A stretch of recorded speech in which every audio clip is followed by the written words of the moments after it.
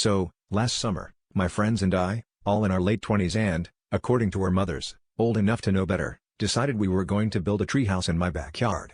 It started innocently enough, a couple of YouTube tutorials, some borrowed tools from my dad's shed, and a group chat named Timber.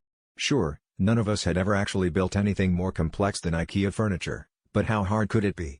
The early intrigue came when my friend Dave turned up wearing a full suit of medieval armor, claiming it was for safety, and then proceeded to get stuck in the neighbor's rose bush for a solid 20 minutes.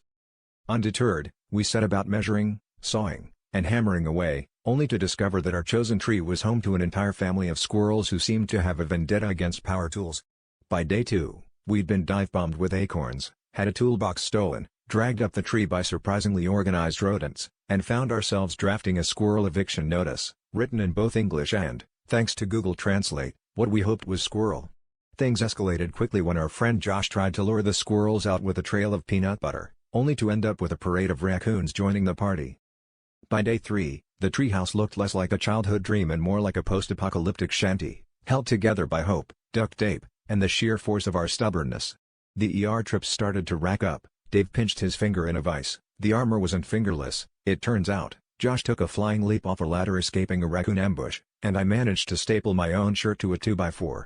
Each time, we'd solemnly vow to learn from our mistakes, only to immediately repeat them, but with more enthusiasm and slightly less coordination.